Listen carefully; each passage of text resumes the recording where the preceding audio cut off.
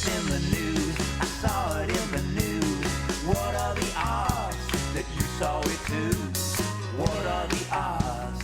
What are the odds? Hey, Tony P, what are the odds? Oh my goodness, it is 2022. That's like, it feels like a Blade Runner. Was that a Blade Runner movie?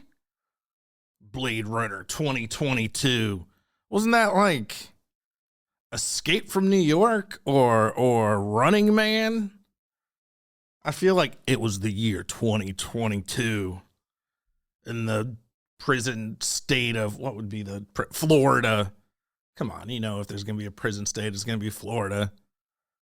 Oh, that'd be hard to block in because of all the water. But anyway, that's what I feel like. I am Tony P. This is Tony P. Oddcast. It is a new year of weird and wacky news. That's one thing I'm confident about. The weird and wacky news does not stop. It went on before me. It will go on after me. I only take a small snippet. Some of these stories, man, are like too weird. Or they're gross or they're violent or something. So I only take a couple, but there are plenty of other weird stories out there not covered by Tony P. Oddcast, but that's what this is. If you're new, it's usually twice a week, usually about 10 minutes. Weird, wacky news from around the world, a little bit about me, a little bit about the news, and then we get the heck out of Dodge. But what about me?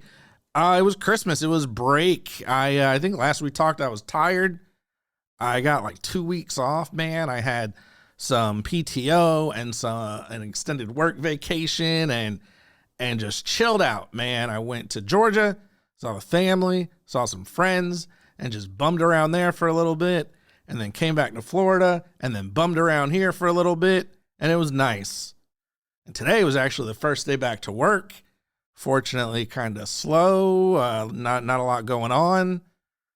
And yet, with all that, still tired. I don't get it, man. I do not get it. Whether I get it or not, it's 2022. One cool thing, I guess cool, maybe not cool to my friends, but cool to me. Again, I was out of town for Christmas, and when I got back, I had a lot of mail. 95% of it was junk.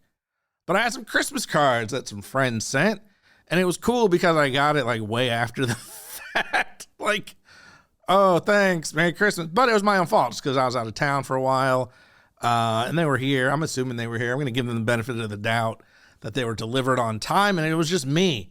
I was in the wrong place at the wrong time, but it was a nice thing to come back to and get some old mail, some belated, again, because of me, Christmas cards. So, hey, thank you for that. Speaking of belated mail, a Minnesota woman who received a letter that had been mailed to her address 68 years earlier was able to return the long-lost correspondence to a family member of the intended recipients. Y'all, I missed them Christmas cards by like a week, you know, and it's still cool. Like, all right, cool. 68 years? That's a long time. Susan Norden, who moved into her home in Morgan Park neighborhood of Duluth. Where's that? Duluth, Georgia? No. Said in a mysterious letter recently appeared at her home. I looked at it just like this and I said, oh, it's from Copenhagen from 1953. How'd she know that? I guess they stamped the date on the letters, right?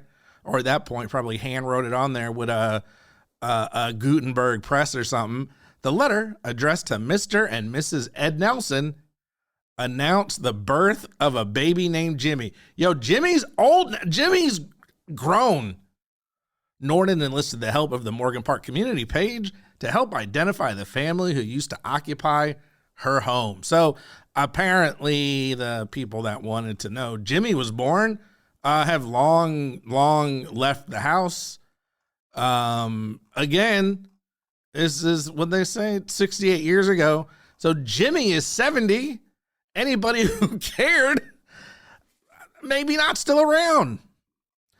However, she said locals on the page were able to help her contact Connie Anderholm Ed Nelson's granddaughter, who lives in Ohio.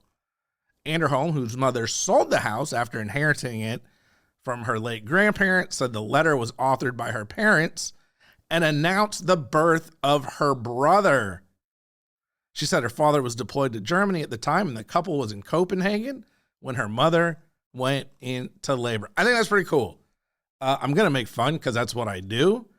But imagine getting a letter like you're grown, you're like, I don't know, 60 years old, 50 some odd years old, and like, hey, here's this letter from when your brother was born. Norden, who is the woman who owned the house who got the mysterious letter, said contacting Anderholm also solved a mystery of her house. On her back steps, she had the names Jim and Connie engraved, and she had no idea what it meant.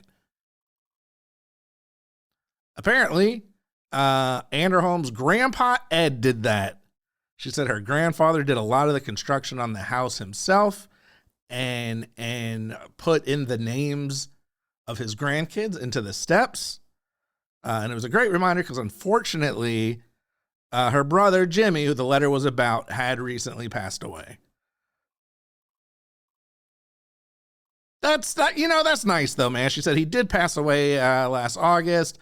I've just had a real strong urge to call him about this, and I knew he would get a kick out of it. She also said the rest of Jimmy's family was excited to learn about the letter.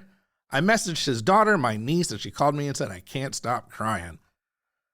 Again, that's awesome. I think that's a super funny story. It's almost like a message in a bottle that turns up literally, 58, 68 years later, which is insane.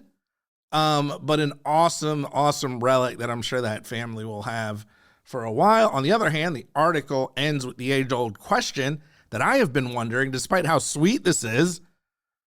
It was unclear how the letter came to be lost in the mail for nearly 7 decades. Yeah, I've had some stuff lost in the mail. I ordered a welcome mat when I first moved to Florida, and it got lost in the mail, and then I reached out to the person who sent it to me, and then they sent me a new one, and they're like, you can just keep the old one, and then the old one turned up, and I was like, oh, that's funny, and that was like 28 days, you know, and that was annoying, and I kind of just gave up. 68 years, 7 decades? This isn't a joke.